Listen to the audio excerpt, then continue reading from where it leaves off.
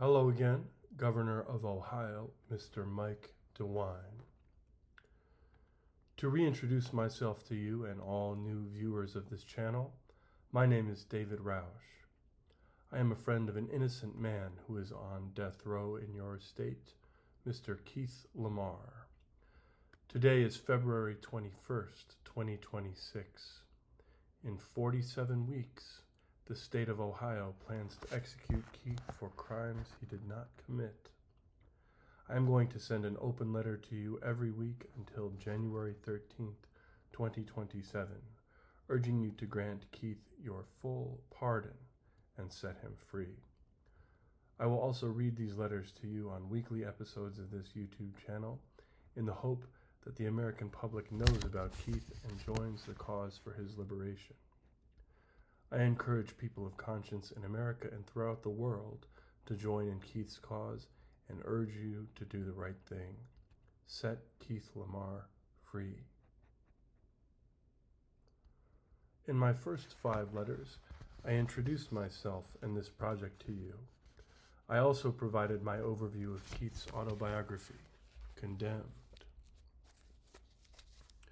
which was published in 2014. This book is an extraordinary memoir, a moving account of courageous survival, and most importantly, an extremely compelling testament to Keith's innocence. Please read this book, or watch my 2nd through 5th open letters to familiarize yourself with the story of the Lucasville prison uprising in 1993, its aftermath, and the overwhelming evidence in favor of Keith's innocence. You can also watch the beautiful short film that tells the basics of his story called The Injustice of Justice on YouTube. It is illustrated by Molly Crabapple, narrated by Keith himself, and scored by the jazz ensemble for which Keith is the vocalist, the Freedom First Ensemble. Finally, you can also go to keithlamar.org/the-case to get caught up on the basics of Keith's story and the clear evidence for his innocence. I would like to make one important editorial note about my previous letters before moving on to the crux of today's letter.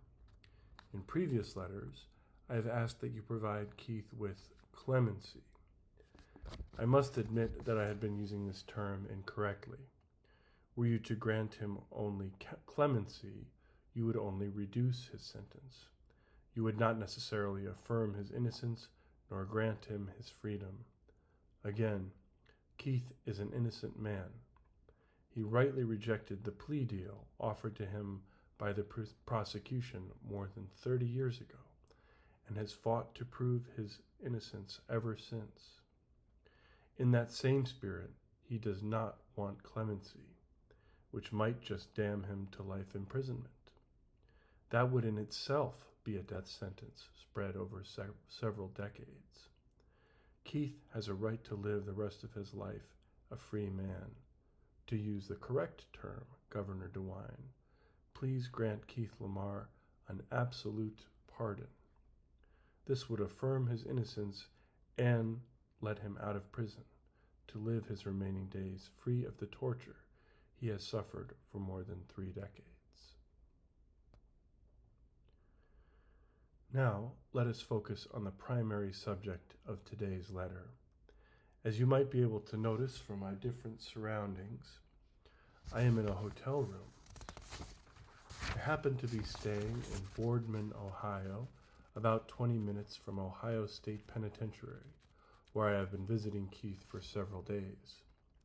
My friend, Beth Narducci, who is a fellow supporter of Keith's cause and is also the manager of my rock band, joined me for the 2 visits I have had with Keith earlier this week. Tomorrow, my father will join me for the final visit for this trip. After having read Condemned with me in our reading group, my father is also convinced of Keith's innocence and shares my ardent wish that you grant Keith an absolute pardon. Because I am already visiting Keith this week, I thought it was sensible to tell you about these visits with him, important themes of our conversation, and how he is doing personally in this moment in his life.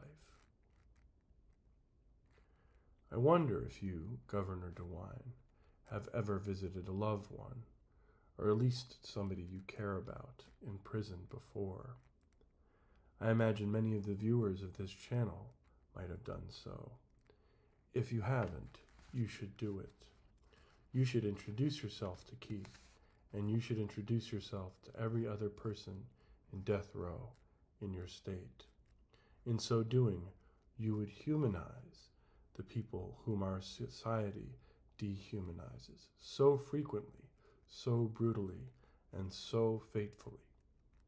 It would help you realize the wrongness of solitary confinement and the death penalty, and it would encourage your moral instincts on this matter.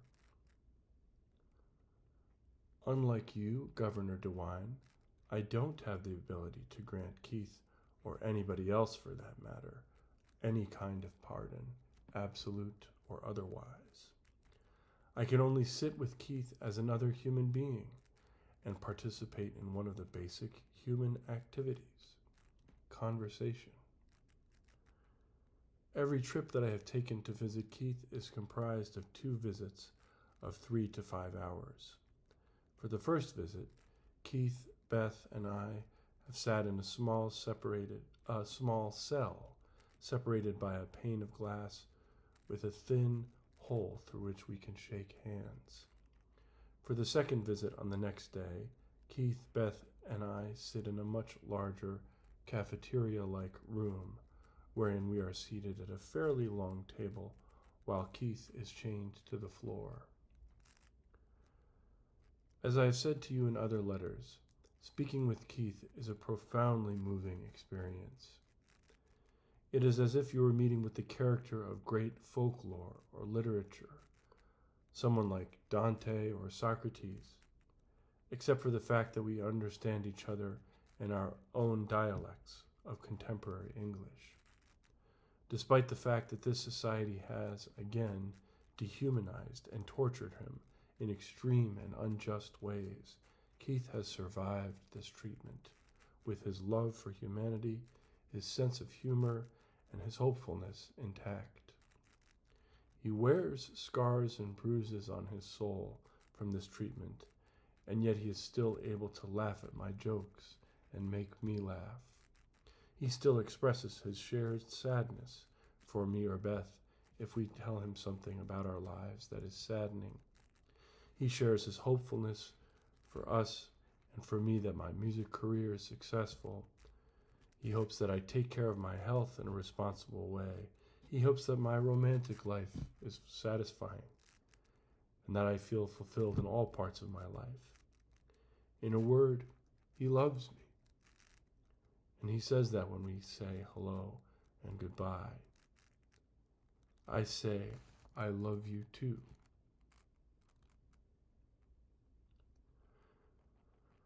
During this visit, I could tell he was markedly more troubled than usual.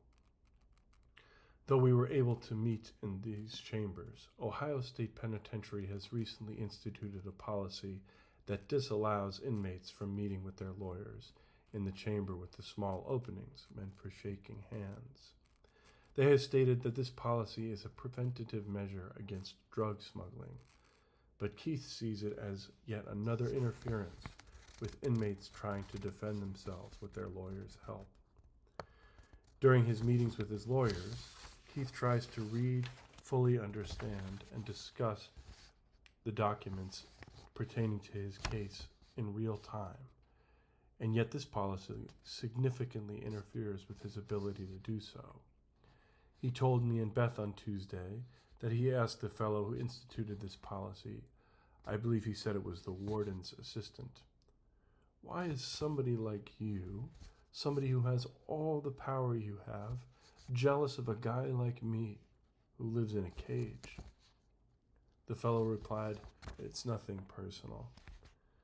Again, if you haven't already, please read Condemned or watch the 2nd through 5th of these open letters for a review of the grossly unconstitutional and immoral interferences with Keith and his lawyer's ability to handle his case. In light of this history, one can easily understand why this policy seems like just another point of sabotage of Keith's defense, and that it actually is very personal, after all. Keith has also had the impression that his food is being poisoned by the prison. I cannot obviously confirm or deny this. However, one of the only ways he has been able to survive more than 30 years of carceral torture is by paying keen attention to almost every detail of his life and his interaction with prison guards. While it might sound conspiratorial or paranoid, this judgment should be mitigated by a sober, undiluted recognition of the reality of American prisons.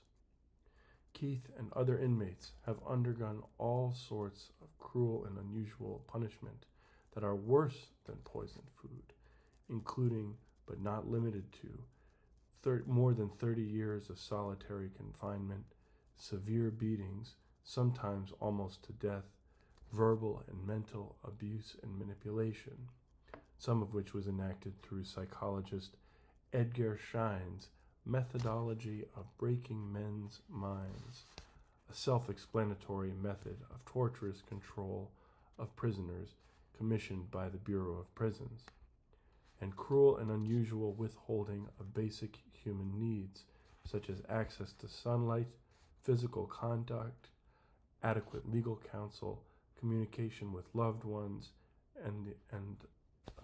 etc. Most importantly, the Lucasville prison uprising of 1993, the pivotal event in Keith's case, came about because the prison forced Muslim inmates to take a tuberculosis test that was against their religious practice. All of this corroborates Keith's impression that the prison might be poisoning his food. In our meetings this week, Keith admitted that he feels increasingly distressed from the fact that he is only 10.5 months before his scheduled execution of January 17th, 2027. He has tried to maintain his focus on the case his lawyers are trying to make to the state of Ohio to get him back into court. If all legal routes falter, he has considered going on another hunger strike to call your attention to his cause.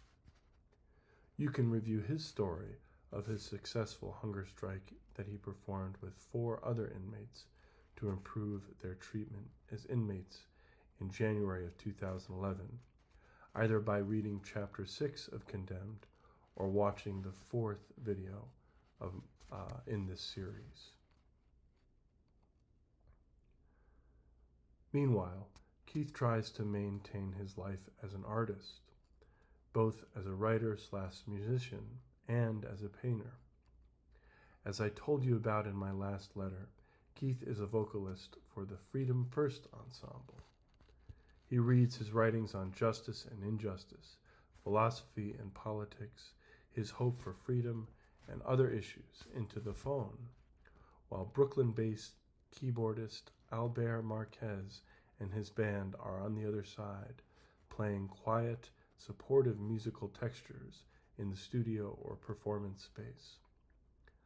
When there are meaningful pauses in Keith's prose, the band plays more expressively, sharing solos and or playing full instrumental sections.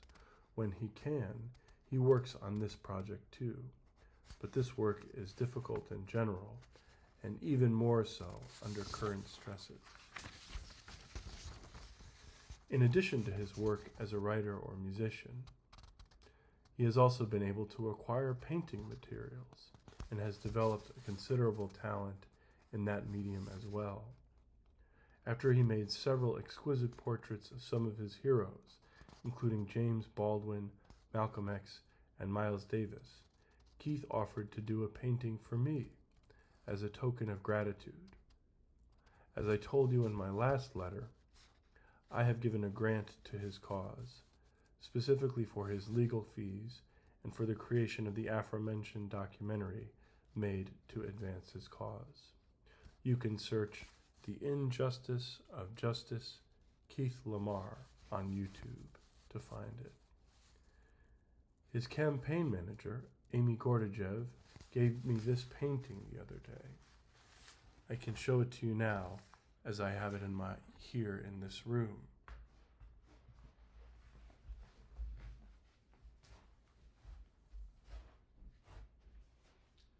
It's actually a self-portrait.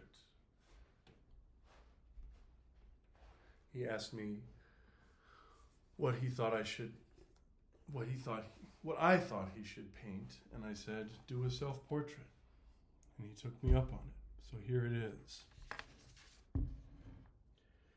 This piece underscores so much of what I have told you about Keith already. His facial expression exemplifies his unwavering, monk-like attention to his mind and habits. It shows his compassion for himself that has kept him from acting rashly toward himself or others despite the torture he has suffered. He balances the wisdom of age and some of the gray in his beard with the youthful warmth in his eyes and the suggestion of a smile. Maybe there's a funny story or reflection about human foolishness on his mind that is faintly amusing to him as he works. The painting shows that Keith keeps his cool in two important senses. First, he has been able to maintain his psychological health despite the torture to which he has been subjected. Also, Keith has kept his sense of style and pride in his physical appearance. He looks even cooler in person than he does in this painting. While this may sound trivial to some people, it is really not trivial at all. The stories of Holocaust survivors similarly demonstrate the importance of maintaining a sense of one's pride in one's appearance while undergoing the torture of captivity. Captives in Nazi concentration camps would often share and use makeup, regardless of their gender. The act of relating to oneself and one's appearance in this commonplace human way was a reminder of their humanity and helped them survive their torture. Keith's caring regard for his appearance in this painting exemplifies the same process.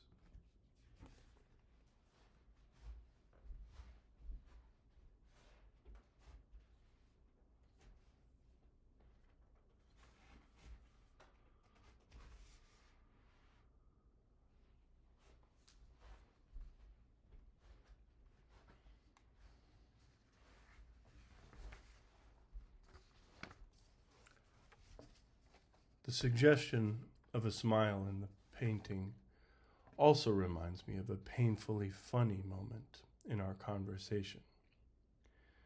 Keith told me about a fascinating absurdity of his life. As he has aged in prison from age 19 to age 56, he has had to commit to caring for his health in every way he possibly can.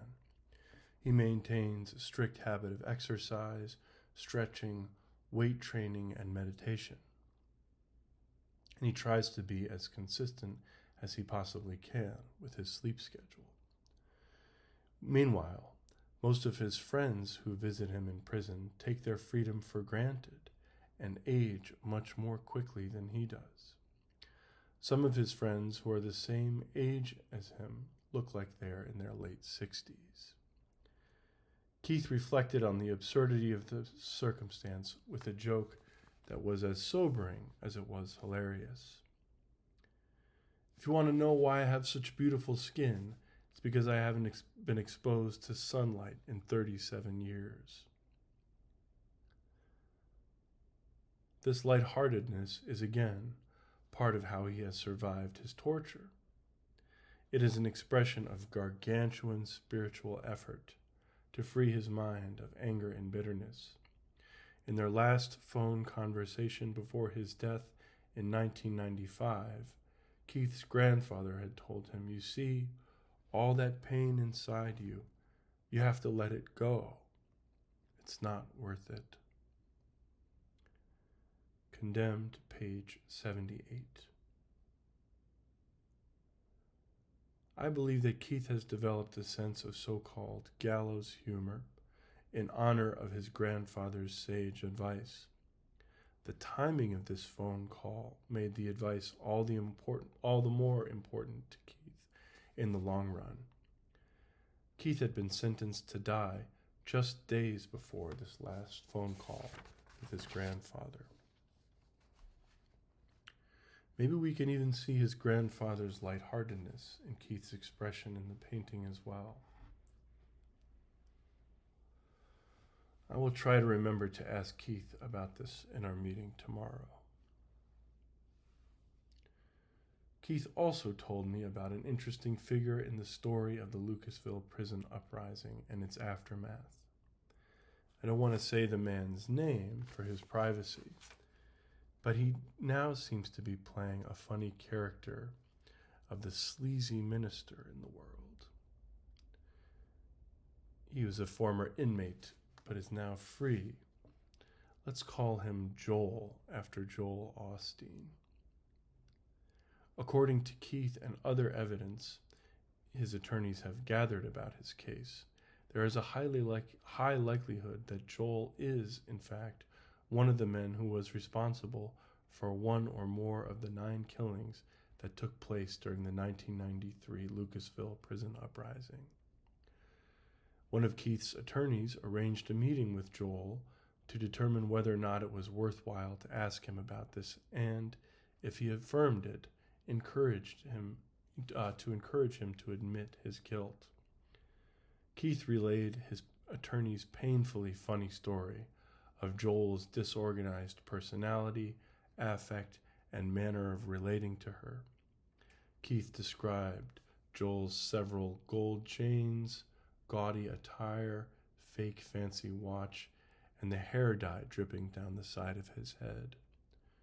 Joel's overcompensatory smugness, and his inappropriate flirtatiousness with Keith's lawyer, who is a very attractive woman, in front of his wife. Ultimately, Keith decided with his lawyer that Joel's presence in his case would not be helpful. It would be a waste of time and energy to pursue this avenue to help prove his innocence to the court or to the court of public opinion. People who lack dignity and integrity take advantage of disorganized, vulnerable people like Joel. They are even more likely to do so when they are trying to prove their innocence despite their guilt. Keith, however, is a man of dignity who is confident in his innocence. It would be below him to take advantage of Joel in his disorganization and personal vulnerability.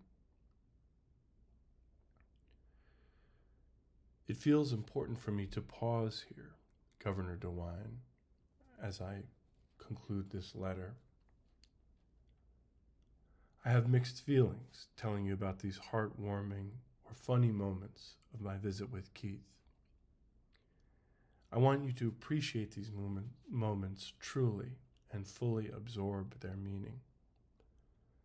I want you to laugh with Keith, not at him. I want your heart to be warmed, but only after it is broken. I want you to heal your broken heart by the practice of mercy and justice.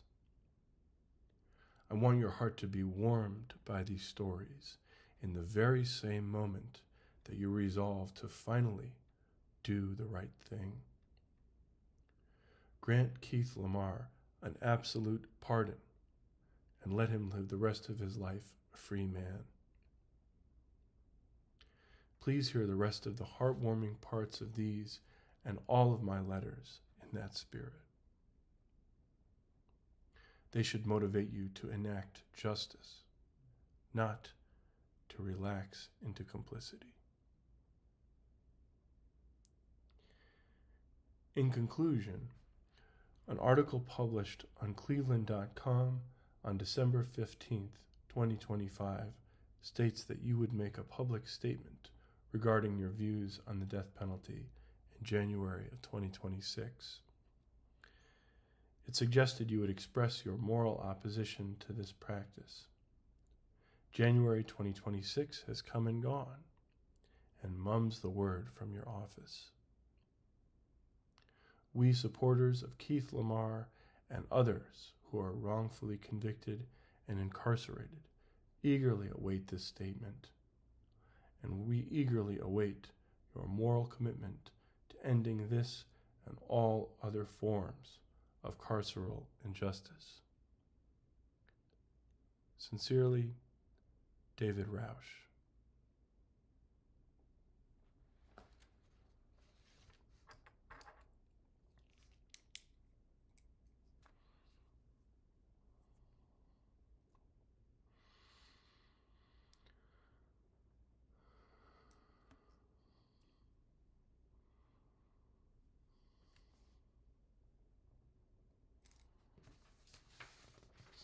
I'm going to be a little punk rock with these letters sometimes and do some last minute edits with ink.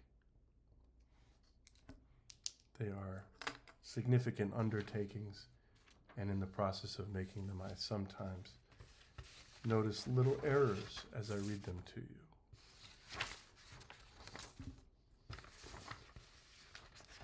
I bet you can understand, as so many papers pass by your desk in the course of your workday.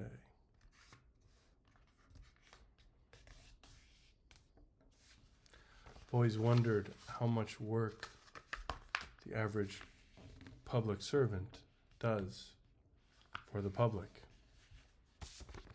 Only you guys know the answer to that.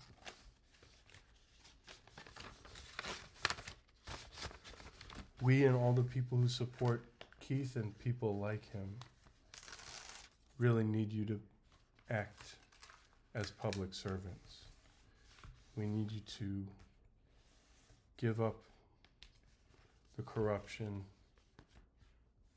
of helping prison contractors and other brutal plutocratic institutions in their goal of exploiting people and ruining people's lives.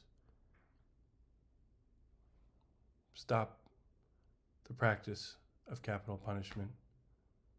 Grant Keith LaMar an absolute pardon. Do the right thing, Governor. Set Keith LaMar free.